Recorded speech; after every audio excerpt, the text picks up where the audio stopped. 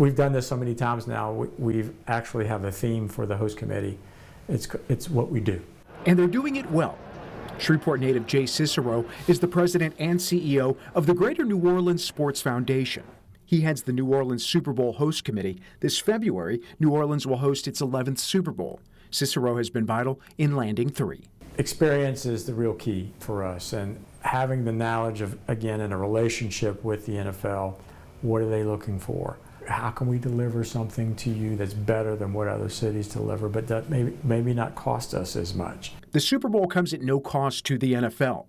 The host city pays for everything, and Cicero's team has executed a strategy that consistently beats out much larger cities for America's most watched sporting event. The NFL is kind of unique amongst all the big major event holders, that they do allow you to create a separate host committee mark, which you have, which you're showing, and that mark is what you use to market in the local marketplace. So it's all about the local and regional effort, and those companies getting behind that effort to bring the Super Bowl to New Orleans. He oversees 16 different committees who make sure the events leading up to the game go off without a hitch.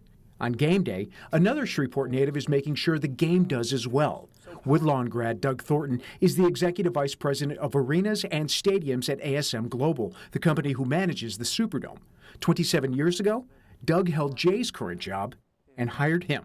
He hired me back in 1995, and Doug went on to be the general manager of the Superdome in 1997, and I took over as the CEO of the Sports Foundation when he moved on to the Superdome. So we're much intertwined. Jay gives all credit to his team for bringing Louisiana another Super Bowl, as he continues to live a dream he never envisioned. It does make me proud, and I've seen a lot of people while I'm visiting home here the last couple of days, and you know, there's a sense of, did you ever dream when you worked for the Shreveport Captains back in 1986 to 1990 that you'd be you know, in charge of the Super Bowls in New Orleans? And I have to say, no, I didn't know that.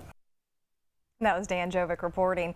He also credits Saints owner Gail Benson and the state for the $500 million renovations made to the Superdome. He says without those, the game would be played somewhere else.